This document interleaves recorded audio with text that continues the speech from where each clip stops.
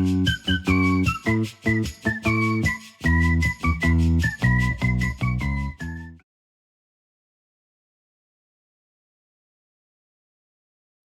and welcome back to my YouTube channel. I of course am the FPL Train, and in this video I'm going to be talking about and revealing my team selection ahead of game week 4. Now I don't have any transfers for this game week, so it'll be a case of will I make any changes to the starting 11 or will I keep it as it is. But before we go through that team, it's always good to look back on the previous game week. Probably disagree on that one because I've had a nightmare of a game week just happening in game week 3, but I know the reason why, and that is of course the international break, because I'm jinxed when it comes to international break. Every time just before, my team doesn't do very well. But anyway, we'll go through it then. So starting us off is the goalkeeper. So Martinez only came with 2 points, which just, I'm not going to lie, really disappointing because I was sure he was going to get a clean sheet there against Leicester. So the fact that he conceded really was sore. I mean, I've paid extra compared to a lot who've obviously gone for the 4.5 million goalkeeper. So the fact that I paid 0.5 more and he hasn't got a clean sheet is pretty frustrating. So yeah, that was disappointing. With my defenders then, Anthony Robinson, no clean sheet yet again, but he did come away with, of course, another assist. But I'm not going to lie, I was a bit disappointed that he didn't come away with a clean sheet because he was against Ipswich.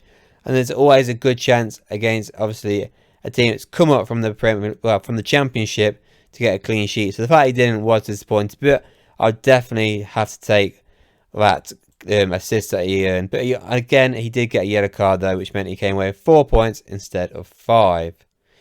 Virgil van Dijk did have a good game though against United. I mean, he did get the yellow card, which is why he's come away with 5 instead of 6. But again, another clean sheet. I'm really glad that I decided to stick and go with a Liverpool defender at the start. So that's another clean sheet from him. Yet to score a goal this season. Well, yet to concede a goal this season, Liverpool. So phenomenal start from them. And then Pedro Porro only got the 1 point. Really disappointing there. They lost 2-1 against Newcastle. Another game where they were absolutely smashing it. And they've come away this time with no points. Whereas obviously Leicester got the 1 point. But yeah, disappointing there, only to come away with 1 point. I was hoping for much more there because I thought with Newcastle's bad start, Spurs was going to win that. And when you look at the bench, he's the only player I've got on the bench that plays for me. Mikolenko also only got 1 point after that dreadful at last 9 minutes for Everton. So, I mean, it didn't really matter really, did it, if I started Pedro or Mikolenko. But yeah, overall, defensively, wasn't the best. Virgil and Anthony, though, did pretty well for me.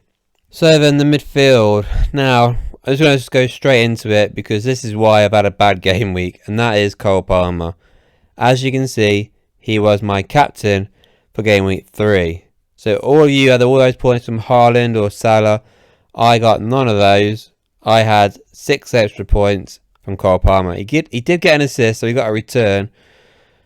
But I could have had so much more, which is really gut-wrenching. So yeah, he came away with 1 assist, got a yellow card as well. So instead of, getting 14 points, I only came with 12 in the end. So really, really frustrating. And he had the best fixture out of the 3 as well. Crystal Palace at home, whereas Haaland was away. Salah was away to United. I mean, I just can't believe it. So yeah, only got 12 points there, which was really, really gut-wrenching. Saka also came away with 6 points as well. He too got an assist against Brighton. So yeah, at least he got a return as well, because the other 3, not so much. So Gibbs White came away with just the 1 point against Wolves, a team that he usually scores against. Got a yellow card, and obviously they conceded a goal for us, so he only got 1 point there. That was frustrating. Jota got 3, got the clean sheet point, came off after 75 minutes. Was unlucky not to score against United, to be fair, but yeah, that was disappointing because obviously Salah got those goals and assists. And then Smith Rowe also blanked against Ipswich, was one I really thought he was going to score against. Obviously the positive was he managed to play more minutes against Ipswich than he has done against United and Leicester, so it is creeping up a bit. But yeah, overall my midfield was just really, really bad. And so my 2 strikers, Haaland and Wizard, both of them scored. I mean, what do I say, really? 17 points from Erling Haaland, and he wasn't my captain. That was really gut-wrenching. I did not see him scoring back-to-back hat-tricks at all.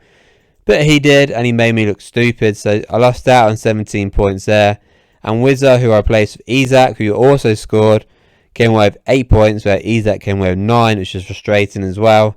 But at least Weezer did get the goal. That was important because it was a big gamble to go for him because he has Man City and Spurs coming up. So yeah, good. I mean, to be fair, my strikers did well. It was just I should have captained Haaland, really. So yeah, that was really frustrating. So overall then, I came away with just 61 points overall. My rank went right down.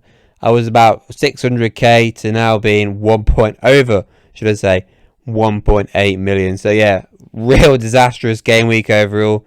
But we move on and let's hope game week 4 is much, much better. So then here's my team. Starting us off in goal, I've got Martinez against Everton at home. I expect Aston Villa to get a clean sheet this time. Come on, they've not had one all season. Can we get one against Everton? They should do. It's an easy game for them. We'll have to see, but I expect a clean sheet there. My back three is the same back three as game week 3. So I've got Anthony Robertson, who's got West Ham at home. It's at home, but you know West Ham are a good team. So I'm not going to lie, I think he's going to get me 2 points there. Virgil, though, on the other hand, he's got Forest. He's at Anfield. I reckon that's going to be a clean sheet there.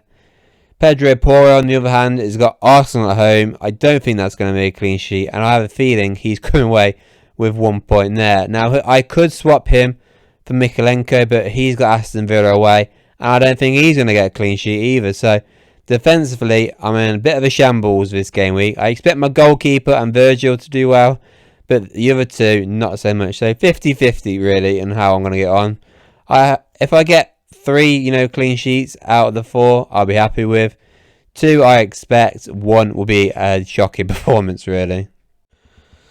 So this is my midfield then. Same 5-man midfield as before. I do have 1 free transfer, but honestly, I'm not sure I want to really make it. There's no real standout for me. I mean, I could obviously bring in an Aston Villa attacker, really, and take out maybe Morgan Gibbs-White, who's got a nightmare fixture against Liverpool away. But then after that, his fixtures aren't too bad, though. So that's the frustrating thing. And he plays 90 minutes. Diego Jota is going to be an interesting one. Will he start against Nottingham Forest? I bloody hope so. Because otherwise, my team's going down the pan quickly if that's the case. Forest, I do expect him to score against. Smith Rowe's got West Ham at home. Oh, I don't know what to make of that fixture still. I reckon it's going to end in a draw, but hopefully Smith Rowe's getting the goals there. Cole Palmer's got Southampton away. I mean, I don't know why I've just said that. He's got Bournemouth away. I feel like I'm going blind here. They're both down south though, but yeah. Cole Palmer's got Bournemouth, not Southampton. He's got Bournemouth away from home. Obviously, he's left the England camp early because he's got a so-called knock. More like he doesn't want to play in the Nations League game. And I do expect him to start against Bournemouth, to be fair, and also score a few goals. That would be nice.